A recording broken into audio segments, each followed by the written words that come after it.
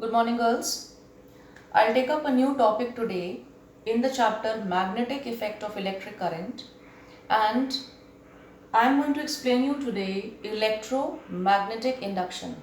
Okay, this is a new topic. We are going to begin this now, and in the previous weeks we have studied what is electric motor, working principle, what are the various parts, and the right hand thumb rule. I hope you have learned all those and you have studied your chapter. Now today we are going to begin with electromagnetic induction. Right? First I'll give you the definition, then we'll take up an activity to understand how this electromagnetic induction is actually going to work out. This process or this phenomenon is said that the phenomenon of the phenomenon of inducing electric current in a conductor when it is subjected to a magnetic field is called electromagnetic induction. Now we have to understand the meaning of induce current. So I repeat the definition. The phenomenon of inducing a current, suppose this is a coil, right, or a conductor. The process or the phenomenon of inducing a current in this conductor when this is subjected to a magnetic field, right, this phenomenon is called electromagnetic induction. Now what is the meaning of inducing a current? We are going to produce the current in a conductor not with the help of a battery, not with the help of a cell, but with the help of the magnetic field. Okay, so we are going to study electromagnetic induction, which says that the phenomenon or the process of inducing or producing current in a conductor with the help of which field? Magnetic field, or when this is subjected to magnetic field, then such a phenomenon is called what? Electromagnetic induction. Okay, now we are going to see an activity and study how can we induce a current in a coil or a conductor. We will take up a copper wire. Now you know that the copper is a good conductor of electricity, right? And we shape it in a form of coil, which is also called a solenoid, right? And we are going to attach this to a device or an instrument called galvanometer. Okay, so this is a setup. We take a coil or a copper wire, we fold it or we make it into a shape of this, then we attach a galvanometer. Now what is a galvanometer? A galvanometer is an instrument which detects the current. Okay, now ammeter is a device or an instrument which measures the amount of current flowing in a circuit, right? Galvanometer also detects the current. It also measures, means we can say it measures even a small amount of current. Even a little amount of current is flowing in a given setup, galvanometer can detect it.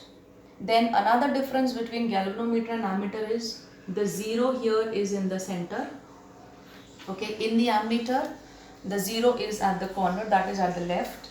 So here the zero is here, then the pointer is always here at the center, right? When there is a current flowing in the setup or in this coil, it will show the deflection in the right side or in the left side.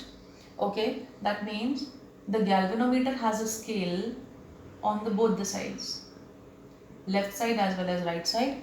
Depending on the direction of the current, the galvanometer pointer either moves to the right or to the left.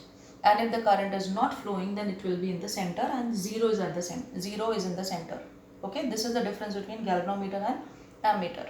So what we have done, this is a coil attached to a galvanometer, right? Just now its pointer is at 0 here, and we keep a bar magnet near the coil, right? What we keep?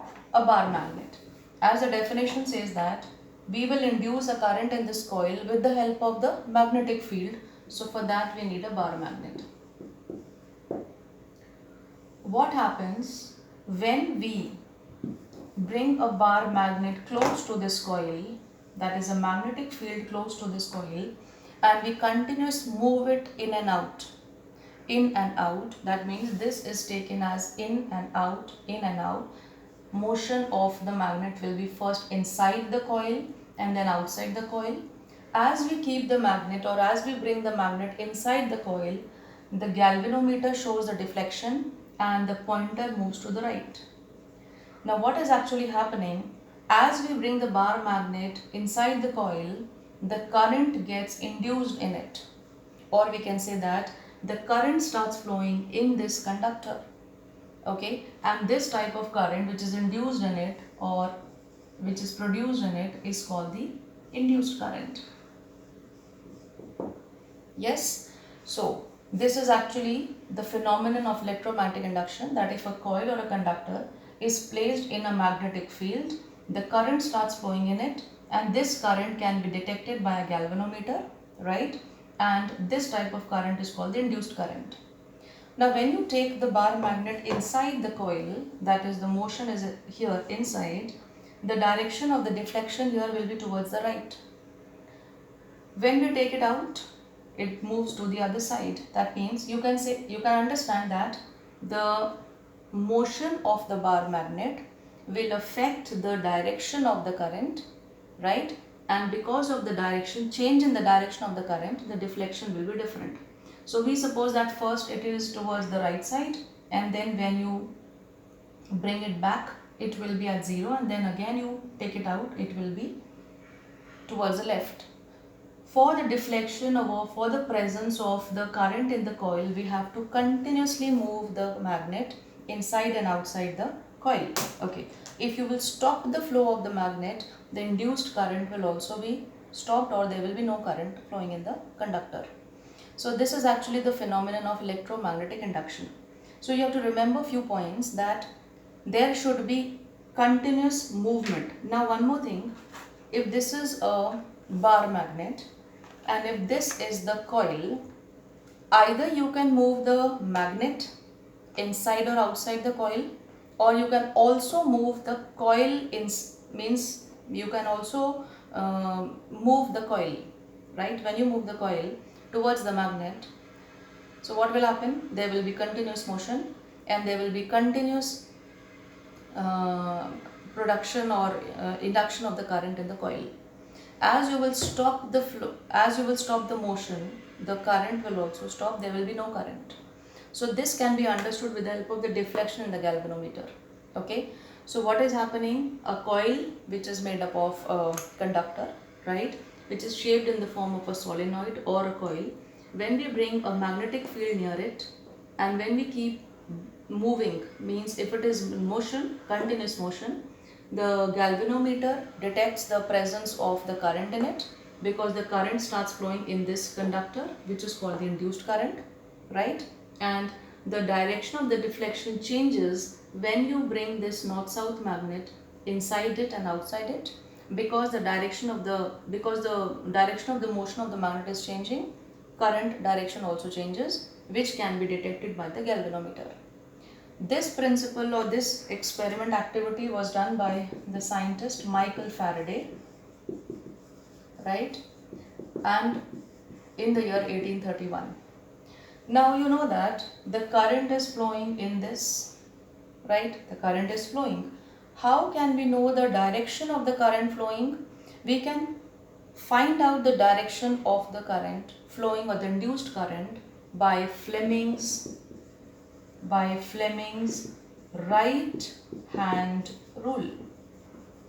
Okay, Fleming's right hand rule. So what we can do to understand the right hand rule, we have to take out the 3 fingers of our right hand such that they are mutually perpendicular to each other. Okay, So you can say that these are three. Out of this, one is a thumb, right? If this is a forefinger, yes, this is the center finger, and this is the thumb. They are mutually perpendicular to each other, as you can see. Forefinger will give you the direction of the magnetic field. This we have done in the Fleming's left hand rule also. The center finger will give you the direction of the current. Yes. Thumb will give you the direction of the motion of the conductor. Yes. So in the Fleming's right hand rule also, we have to stretch three fingers. The index finger or the forefinger, the center finger and the thumb. Thumb will give you the direction of the motion of what? The conductor. The center finger will give you the direction of the what? Current. You have to remember C with C. And the forefinger gives you direction of the magnetic field.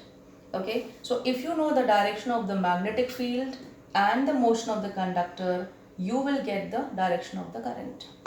So this is which hand? Fleming's right hand thumb rule.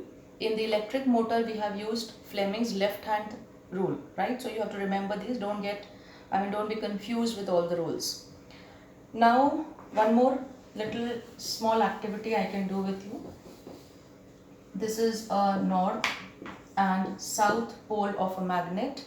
Right now, if this is the direction of the magnetic field, you know that the magnetic field always moves from north to south. Now, if I keep a conductor here, this is a straight conductor or a copper wire. If I keep it in between the magnetic field and if I move it away, means the motion of the conductor will be towards me, and then that means this will be the motion of the conductor. When the motion of the conductor is shown by this direction and the magnetic field is pointing in this direction, we can also find the direction of the current by which rule? Fleming's right hand rule. So I mean to say, I want to explain you that using the right hand thumb rule, so suppose if this is the motion, or I'll explain you with my right hand that this is in this activity, this is the direction of the magnetic field, right? Now this is the direction of the magnetic field. What is this? This is the current and this is the motion of the conductor, direction of the motion of the conductor. So if I take this, motion of the conductor is, you have to invert your fingers in such a way that the motion of the conductor is outward, inward, outward, inward, right? And this is the direction of the magnetic field. Then this center finger will give you the direction of the current. So here we can say that if the conductor is lying over here, the current will flow in the upward direction. This is just an example to make you understand that if any conductor is placed in a magnetic field and the magnetic field direction is shown here with the arrow, the motion I told you, what is the motion of the conductor? The motion of the conductor is this, suppose this conductor coming out, going in, coming out, going in.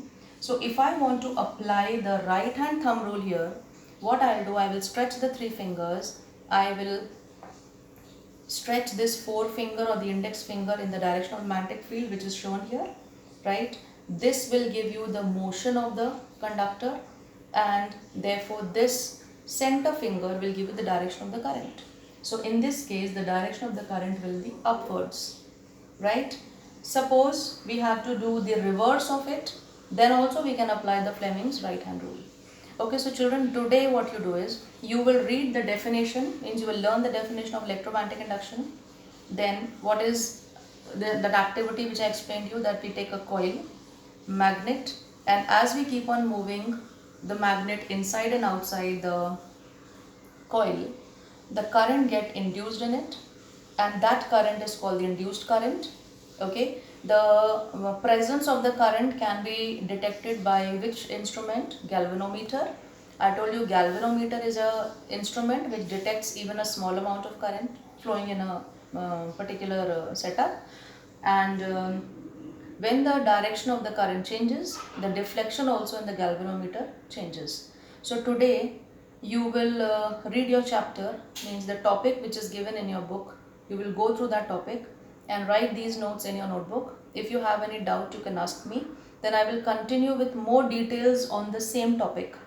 Okay, and electric generator we have to study. Okay, now I will also tell you why the current gets, means how the current flows in a conductor, means what is the reason. So tomorrow I will go with all the details of this particular topic. So for today you revise, and if you have any doubt you can ask me, and write these notes in your notebook, children. Okay, thank you and have a nice day.